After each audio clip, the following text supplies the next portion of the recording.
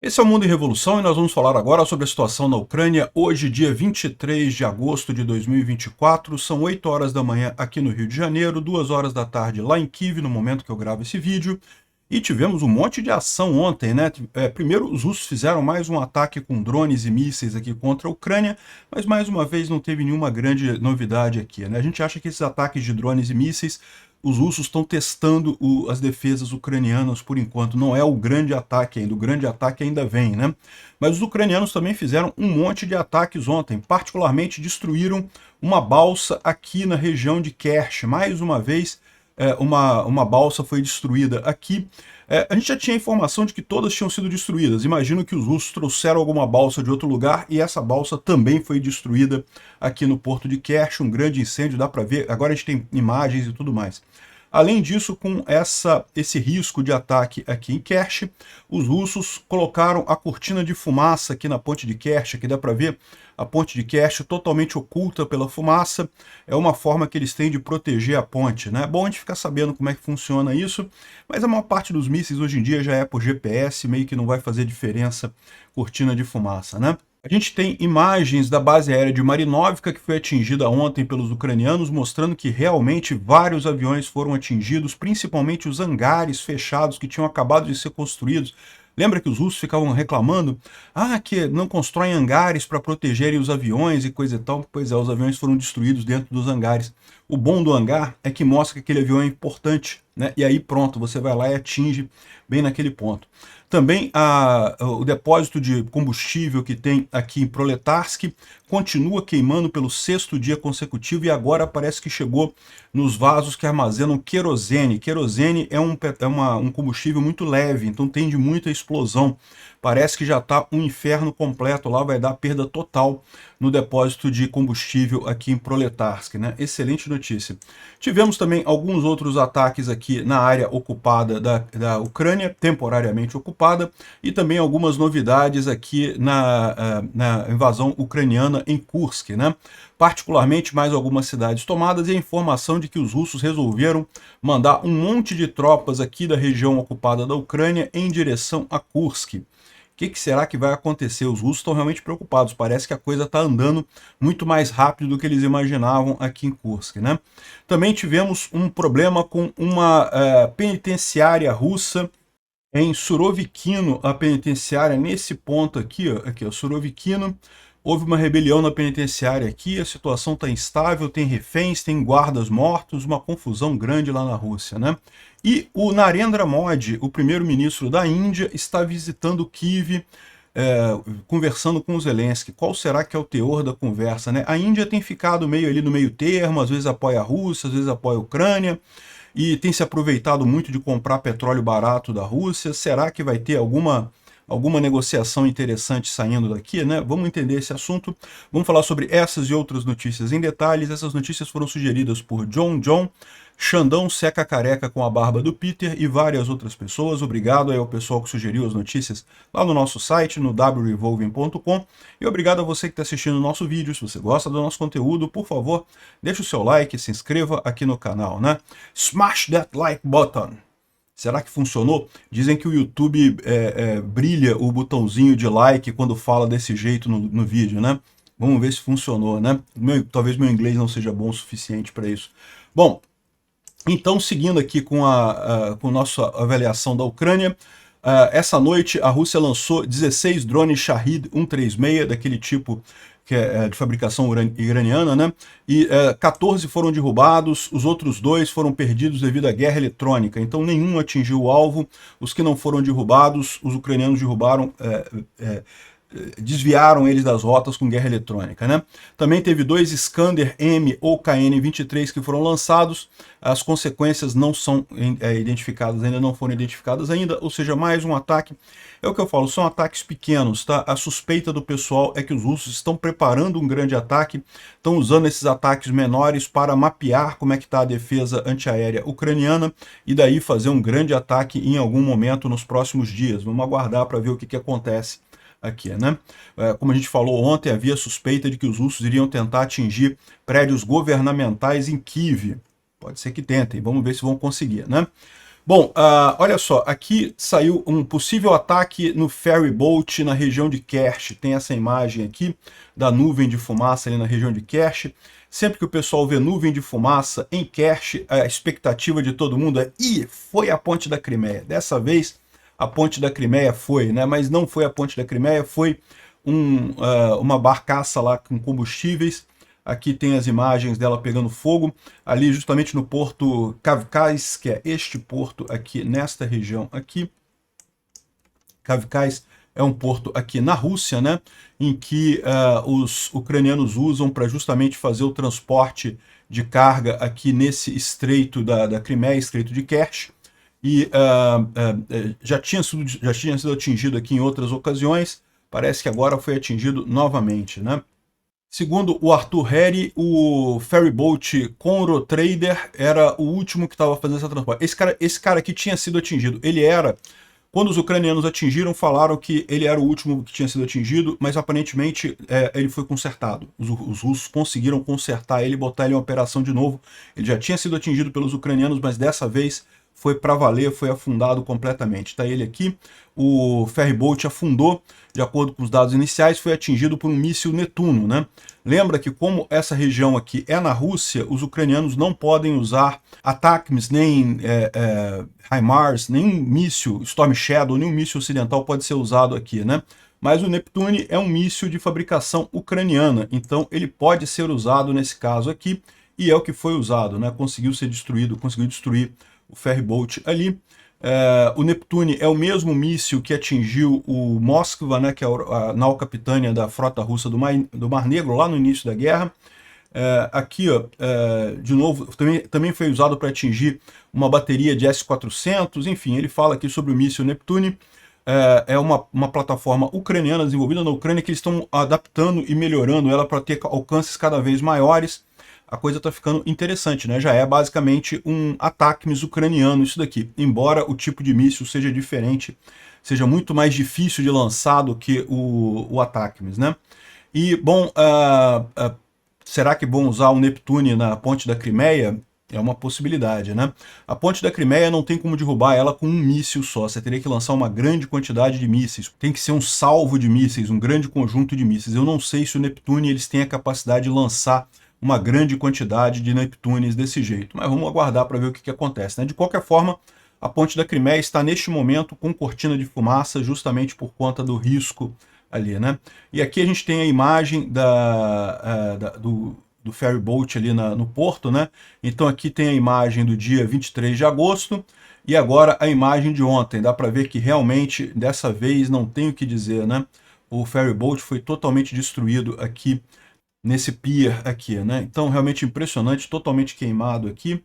Também existe dano na infraestrutura de ferrovias aqui, mas esse dano não sei se é significativo, porque isso aqui é relativamente rápido de resolver, né? E aqui também tem uma imagem da explosão aqui, olha só.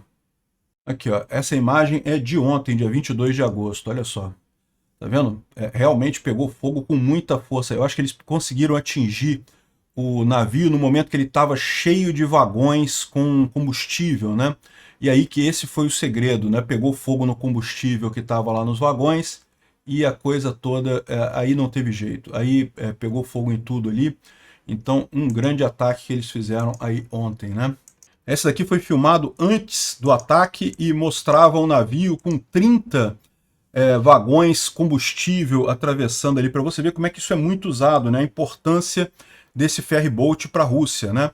É lógico que eles agora podem transportar isso pela ponte da Crimeia, mas eles estão evitando transportar combustível pela ponte da Crimeia, com medo exatamente dos ucranianos atingirem esses vagões de combustíveis na ponte da Crimeia e destruírem a ponte da Crimeia, né? Agora estão destruídos os ferryboats ali na região, dificuldade para eles aqui, né? Realmente tinha um monte de coisa aqui. Segundo estão dizendo, 5 tripulantes estavam no local, não se sabe se eles conseguiram sobreviver ou não, né? E aqui, ó, tem a informação também no Telegram russo que o ferryboat afundou. Isso era o último que ainda era capaz de transportar tanques por trem, né?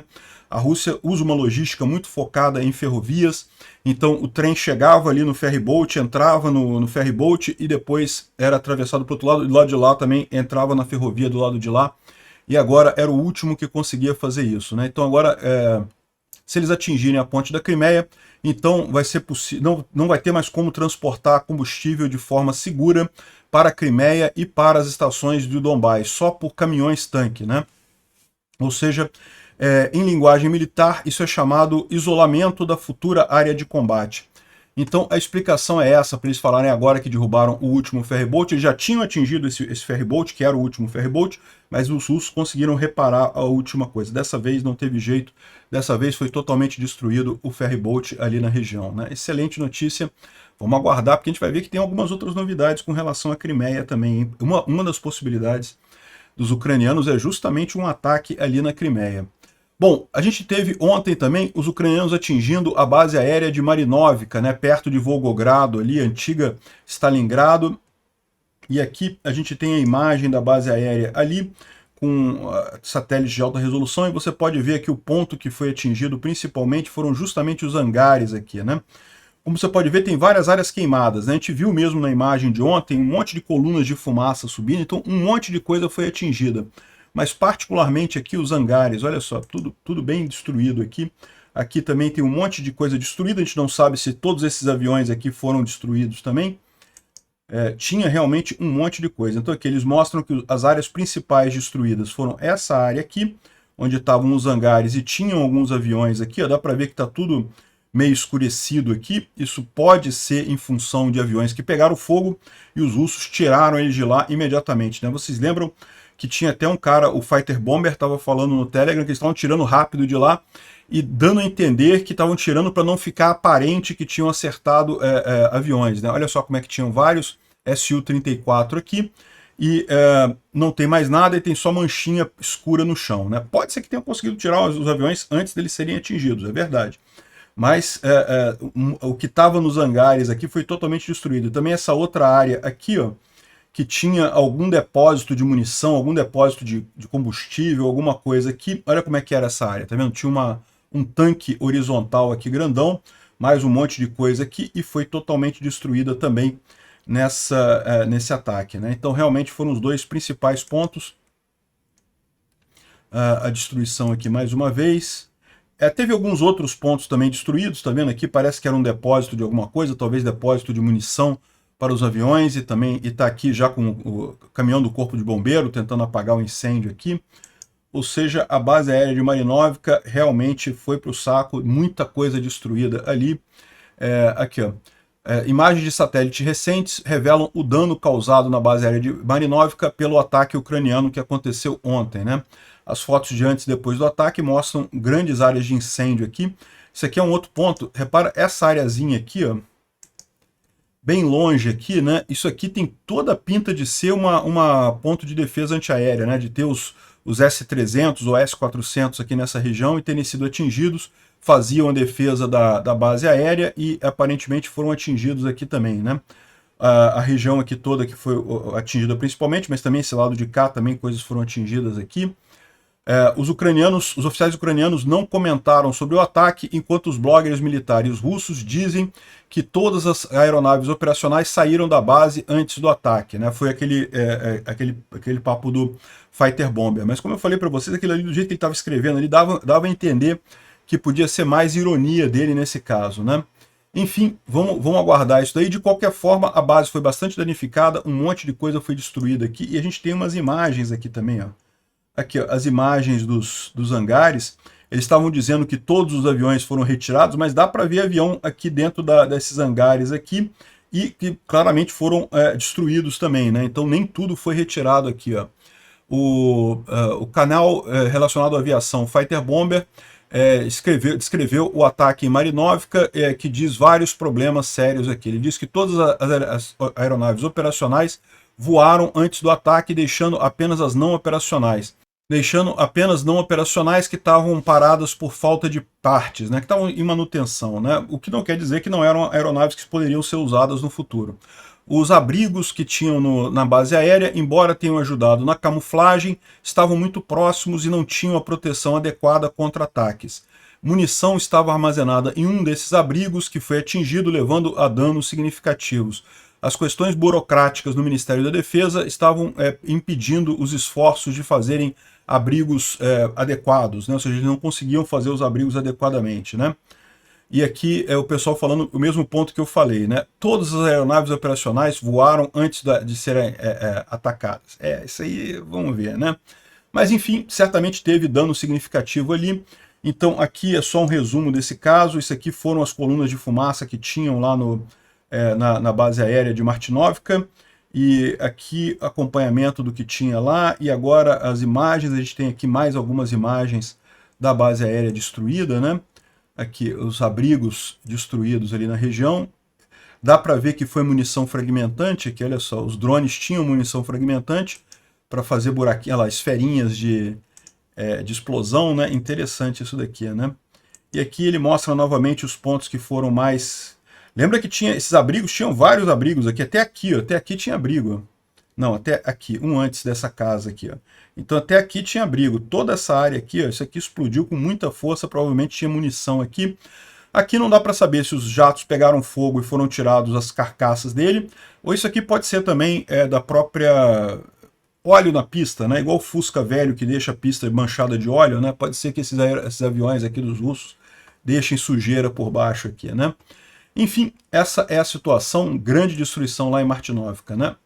Bom, ainda resta falar sobre o depósito de óleo lá em Proletarsky, que continua pegando fogo pelo sexto dia seguido, e hoje parece que atingiu os depósitos de diesel. O cara está falando aqui, ó, o fogo chegou, querosene, desculpa, nos tanques de querosene em Proletarsky. Querosene é o combustível mais leve que tem, é o mais fácil de pegar fogo e explodir que tem, do que você tira do petróleo, né? Esses tanques costumam ser tanques vedados, ao contrário dos outros, que são tanques atmosféricos, ou seja, estão na mesma pressão atmosférica. Esses aqui costumam ser vedados, porque justamente como o querosene é muito volátil, gera muitos vapores, né? É muito arriscado. E aí começa a explodir um atrás do outro. Olha só aqui, ó, a explosão.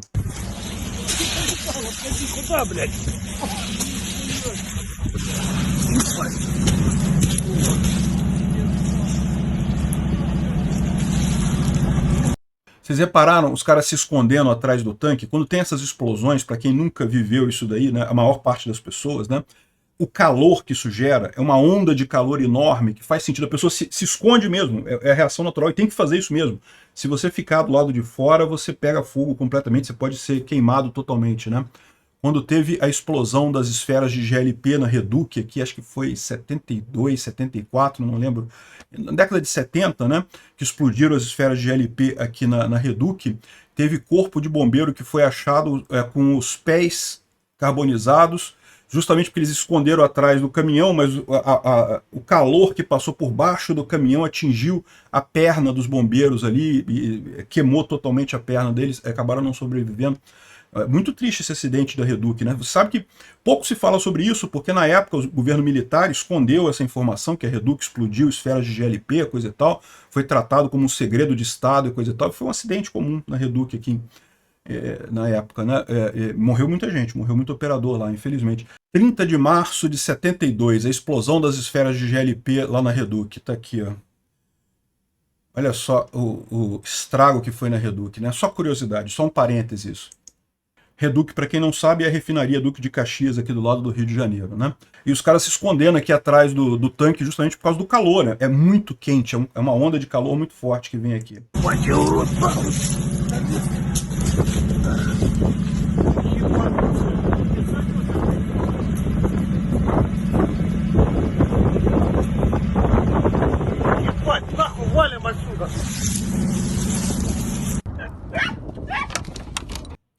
O que os caras estão falando não se preocupa não, é só palavrão que eles estão falando aqui, mas o que eles estão dizendo é justo, e depois a expectativa é que chegou nos tanques de querosene, vai ser uma explosão de querosene atrás da outra, esse depósito vai dar perda total. Aqui as explosões, ó. Aqui, algumas pessoas estão dizendo que os ucranianos mandaram mais drones para acabar de explodir esse depósito de óleo ali em Rostov, né, ali em Proletarsk. Eu não sei nem se precisa, porque o que pode estar explodindo aqui já é um tanque explodindo e levando a explosão do outro. Começou um efeito dominó ali. Aí não tem jeito, quando chega nesse nível de problemas, né? Principalmente se chegar nos tanques de querosene, vai ser um atrás do outro. Ты снимаешь? Да, Снимаю. я снимаю. Но не сначала. Блядь. Слышь, так она вон выскочила в этот. Все, вышло, Вообще по всей территории. Блядь, Пизда, жара. Давай, давай. É quando o calor chega, a pessoa foge, né? Naturalmente ela começa a correr para se esconder do calor, porque realmente é muito quente. Че, машину угоняем или нахуй? Bom, um outro fato, né? Perto de Rostov também tá pegando fogo no mato, nas áreas verdes aqui. Dá para ver aqui nessa imagem aqui, tá vendo? Pegando fogo aqui nessa área verde, perto de Rostov. Isso daqui é nessa região aqui, ó.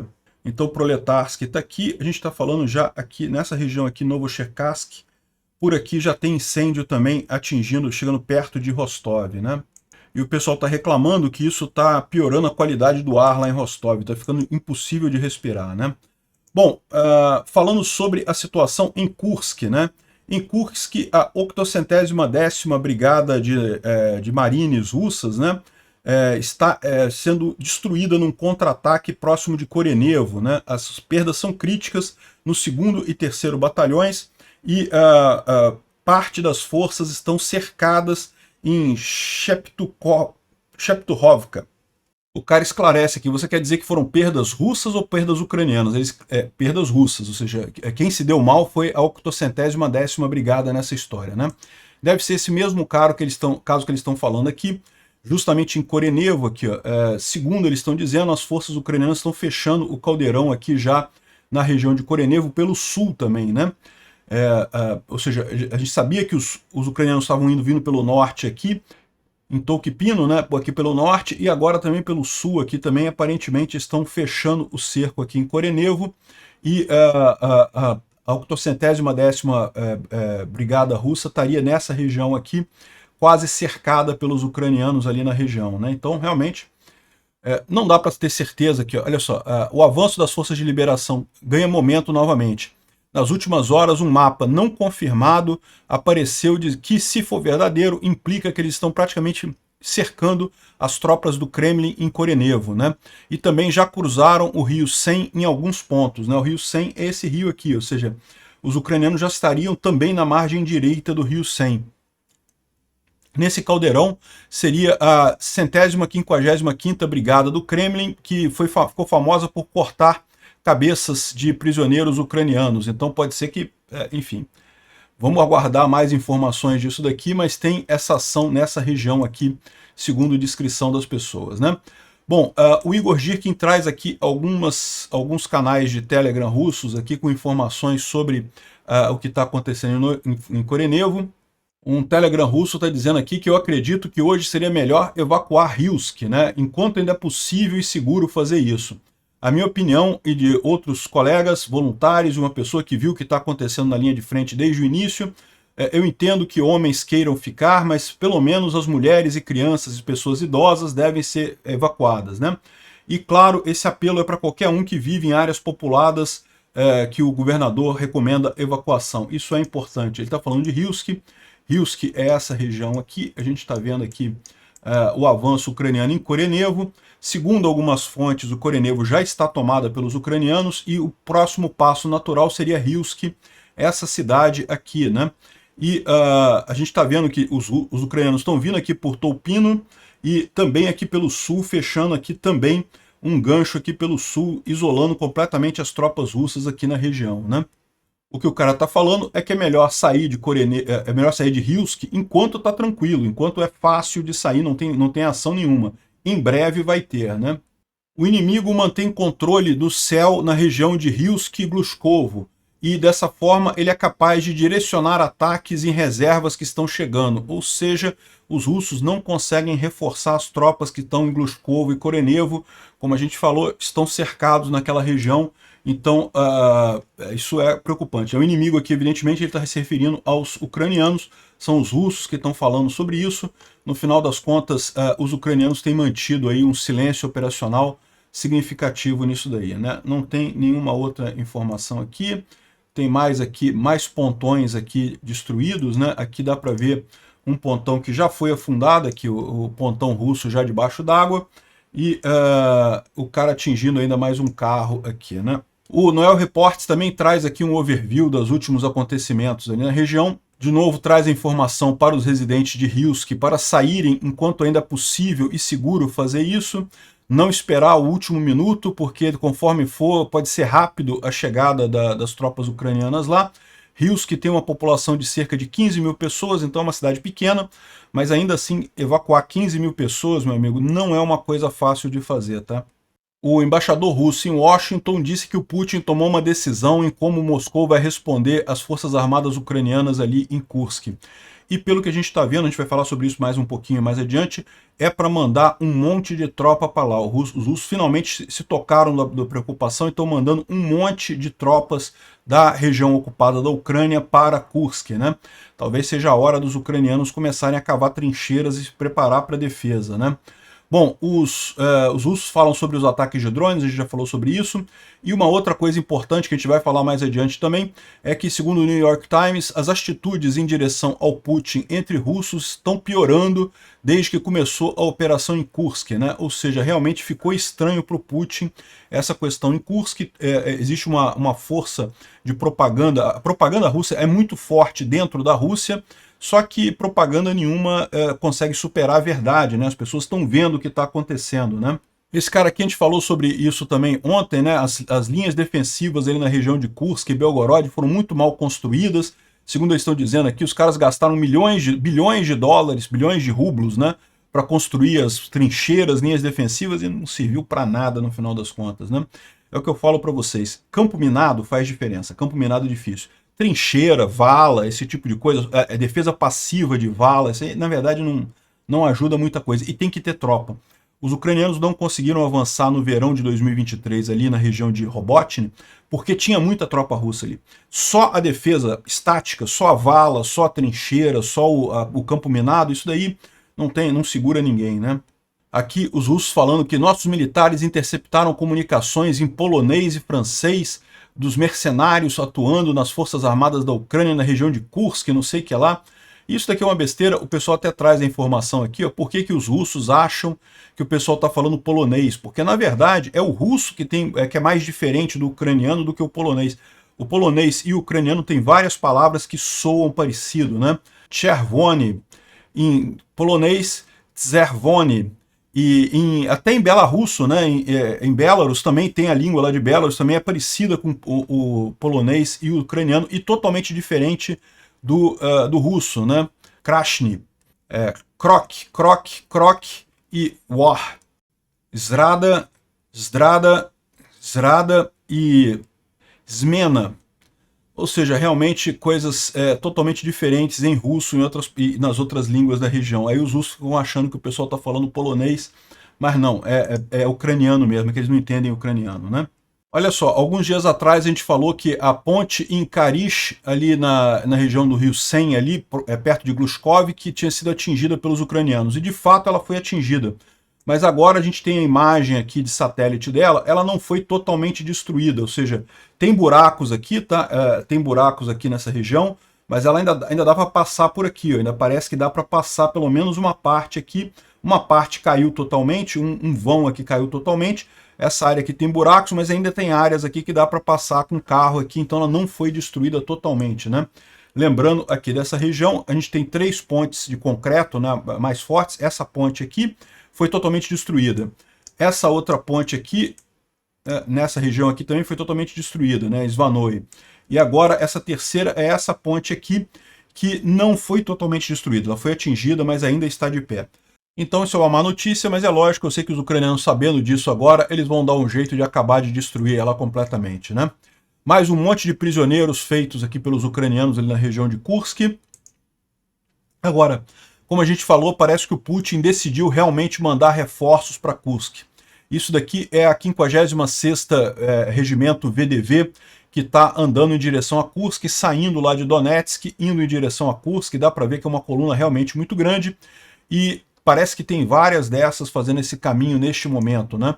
Segundo diz o David D aqui, ó, a 47ª Divisão de Tanque, a 144ª Divisão, a 7ª Divisão, a 72ª Divisão, uma divisão de Marines, que deve ser a 52ª, e mais 2 divisões de brigadas, então um monte de coisa indo em direção a Kursk, né? E o David D fala que talvez os ucranianos estejam na hora de começar a cavucar trincheira, montar trincheira, começar a preparar para se defender ali na região, ao invés de avançar mais, né? Vamos ver o que vai acontecer. O Putin parece que percebeu que não tem alternativa, tem mesmo que tirar tropas. Por outro lado, tirando tropas ali da área ocupada da Ucrânia, cobertor curto, meu amigo, tirou de um lado, vai facilitar do outro. Vamos ver se esse não é exatamente o plano ucraniano, isso daqui, né? Teve aqui uma coluna de ataques russos ali em direção à fronteira ucraniana em Briansk. Vocês lembram que ontem a gente falou que os ucranianos teriam entrado em Briansk, mas não confirmaram essa informação. E agora parece que os russos estão andando em direção à fronteira com a Ucrânia, né? Mas também o pessoal está dizendo que isso aqui é filmagem antiga, ninguém tem certeza. Seria nessa região aqui em Briansk, perto já de Kursk, aqui na região que os ucranianos estão avançando por aqui, né? Seria nessa região aqui. Mas, por enquanto, eu não tomo com cuidado essa informação, né? Aqui uma mensagem em Telegram russo falando sobre a preocupação com a Odessa. Olha só. Nos portos de Odessa e Ismail tem muito tráfego ativo à noite. Alguns caminhões estranhos entrando ali no porto de Odessa, acompanhado de barcos da guarda costeira ucraniana, e um helicóptero americano também está circulando por ali, né? A possível elaboração de um ataque de mísseis pelas forças armadas ucranianas no território da Crimeia também indica o fato de que vários navios de carga vazios, acompanhados por barcos militares das forças ucranianas, deixaram os portos de Odessa e Ismail à noite em direção ao Mar Negro, né? Veja, isso aqui são os russos falando, tá? Pode ser tudo mentira isso daqui, pode nada disso estar acontecendo de verdade, né? Como antes, esses navios entraram longe de Odessa, mais perto da Crimeia, estão avançando em direção à Crimeia. E esses caminhões podem ser estações de radar, lançadores de foguetes para lançar HIMARS e coisa e tal. Ou seja, eles estão colocando aqui que talvez os ucranianos estejam preparando aqui nos portos de Odessa e Ismail. Ismail fica por aqui, né? E Odessa aqui. Estão preparando uma quantidade de navios que estão indo em direção à Crimeia, né? Existe uma possibilidade de um desembarque anfíbio na Crimeia. Será que é esse o plano ucraniano, né? Distrair a coisa lá longe, aqui, né? Para fazer um ataque justamente nessa região, né? Se os ucranianos retomarem a Crimeia, o Putin não fica no poder, ele cai. Os russos não suportariam isso daí, né? Então pode ser essa a chave da coisa toda, né? Mas, de novo, por enquanto a gente só tem essa mensagem aqui dos russos, pouco provável isso ser alguma coisa real neste momento, né? O compadre do Strelkov, o Maxim Kalashnikov, está dizendo o alarme sobre uma ofensiva ucraniana em Zaporizhia.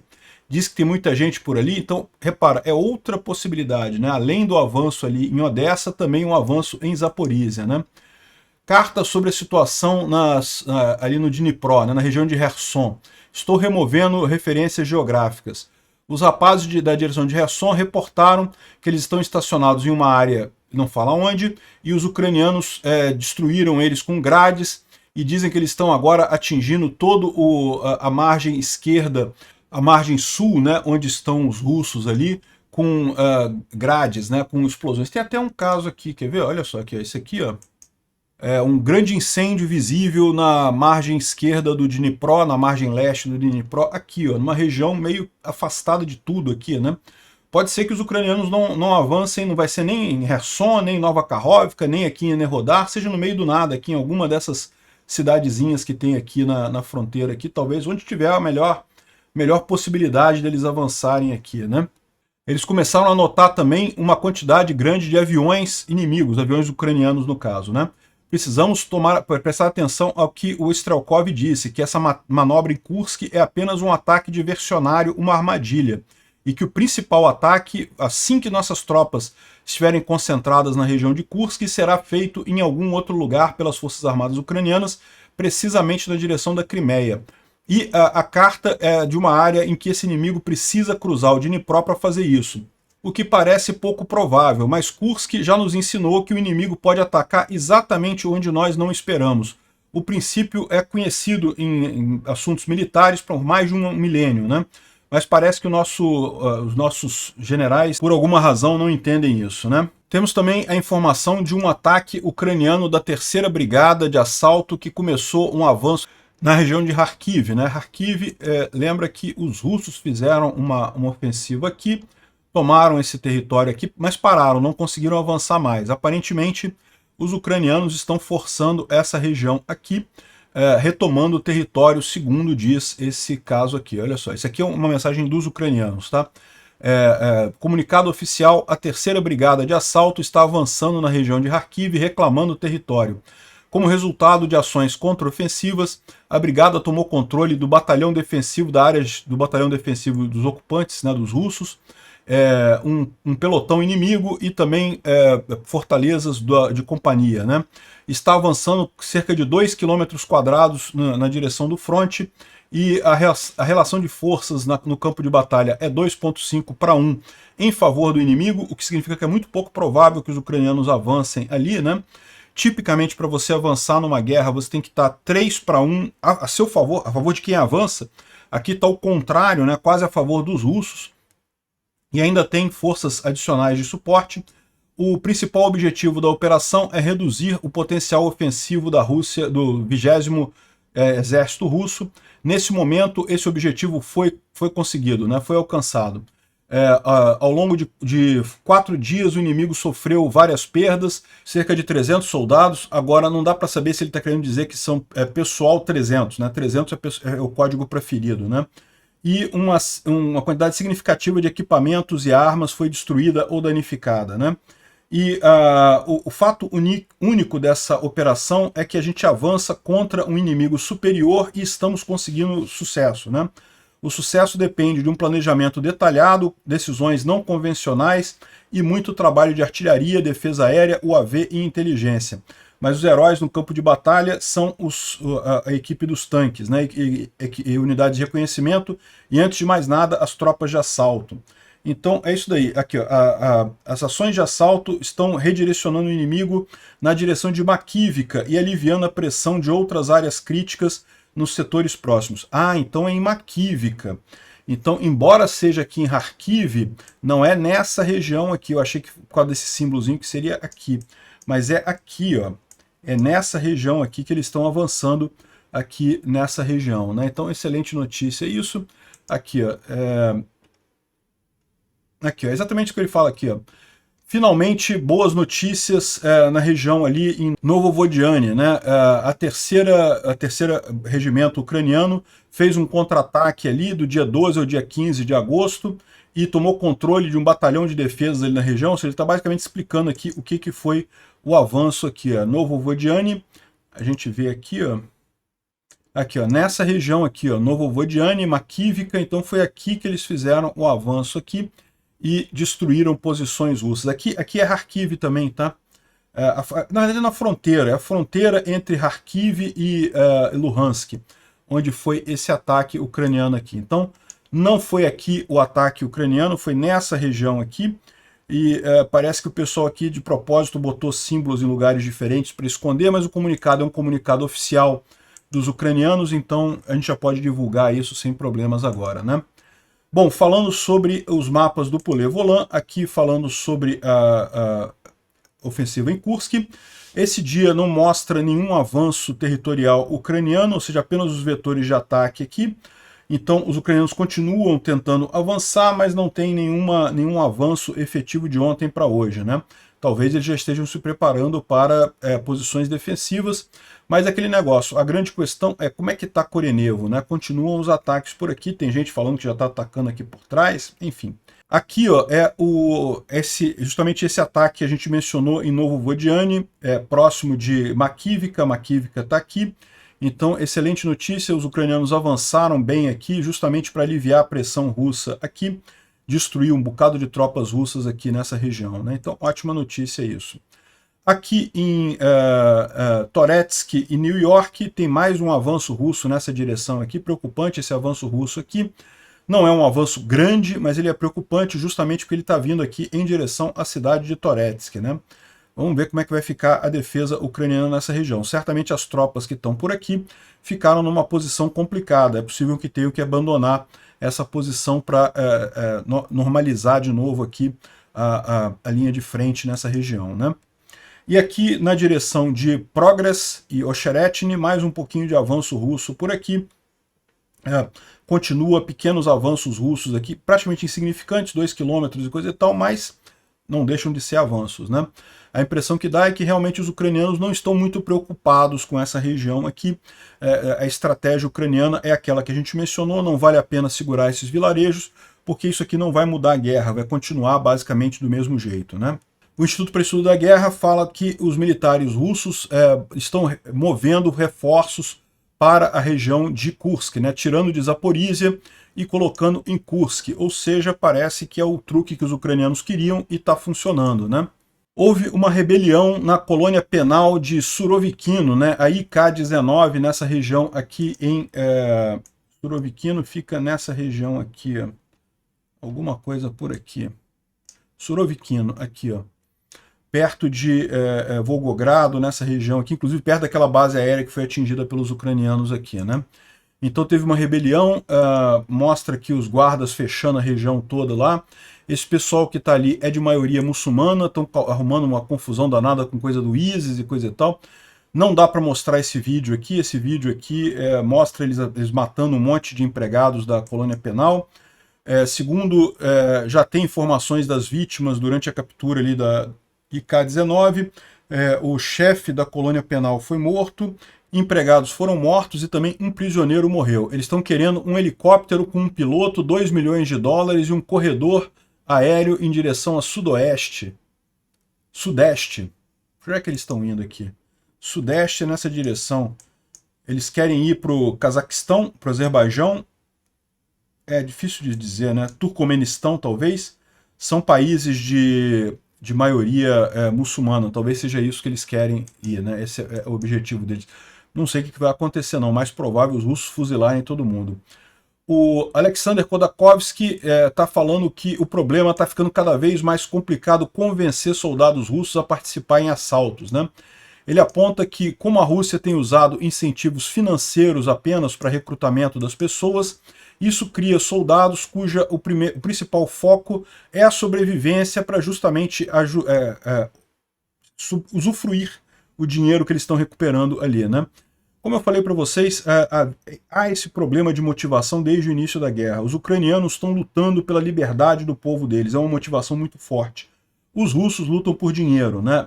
É uma motivação boa? Lógico, as pessoas lutam por dinheiro o tempo todo, mas aquele negócio, a pessoa não quer morrer por dinheiro. Se ela vai morrer, para que o dinheiro, né?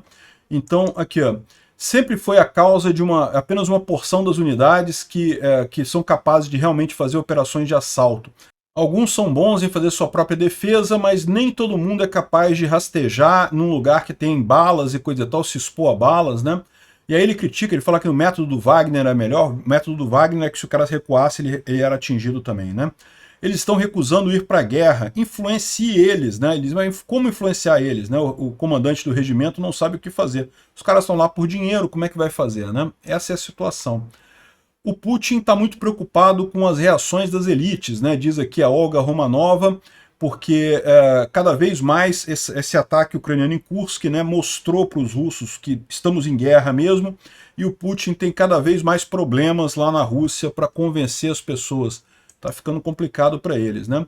Aqui, os recrutas russos começam a reclamar, mandar cartas para mães e para avós, né? Lembra, os conscritos, né? É o pessoal que serve exército, que estava lá em Kursk. Agora muitos são prisioneiros dos ucranianos, outros estão passando um aperto danado lá, né? Ou seja, isso aqui criou um problema para o Putin na Rússia, essa invasão ucraniana em Kursk. E lembra aquilo que eu falo para vocês, ditaduras, ao contrário do que o pessoal pensa, que elas são muito rígidas, muito fortes e coisa e tal, não, elas são extremamente frágeis. Quando começa a minar o apoio interno do líder ditatorial, meu amigo, rapidinho isso cai, né? Bom, e finalmente o Narendra Modi chegou na Ucrânia, chegou lá de trenzinho. Eu vi nesse trem também, é o mesmo trem que vem lá da Polônia para a Ucrânia. E é a primeira vez na história das relações bilaterais Ucrânia-Índia que o primeiro-ministro da Índia vem até a Ucrânia, né? E está aqui, se encontrou com o Zelensky e esteve também aqui, está o encontro deles aqui. Foram num memorial para crianças e coisa e tal que foram mortas na guerra, né? Muito triste aqui. Enfim, o Narendra Modi está na Ucrânia, né? Lembrando que a Índia é um país que, tal como o Brasil, a Ucrânia tinha interesse em trazer para sua área de influência, né? Convencer a ficar do lado certo nessa guerra, né? O Brasil não tem chance nenhuma, porque com Lula nada tem chance. O Narendra Modi é um cara que é mais parecido com o Bolsonaro, até em termos de ser mais conservador e coisa e tal. Inicialmente, ele estava mesmo do lado da Rússia. A Índia se aproveitou muito dessa história, comprou petróleo barato e coisa e tal. Mas você vê, né? É o que eu falo sempre para vocês, o Bolsonaro poderia ser influenciado a mudar de ideia. O Lula não. O Lula é um amante de ditaduras, vai ficar para sempre do lado do Putin, infelizmente, né? Parabéns ao Narendra Modi por estar vindo para o lado correto da força. Obrigado por assistir o vídeo até o final. Se gostou do conteúdo, não esqueça de deixar o seu like, isso ajuda o canal a crescer e a chegar para mais gente. Se não gostou, deixe o dislike e explique nos comentários como podemos melhorar. Comente também sugestões de temas que podemos trazer por aqui. Comentários insultuosos ou defendendo ditaduras e criminosos de guerra serão sumariamente bloqueados. Agradeço a compreensão. Se ainda não é inscrito no canal, considere se inscrever clicando no botão inscrever-se abaixo e marcando a campainha para todos os avisos. Se quiser ajudar o canal, veja no nosso site como você pode fazer isso.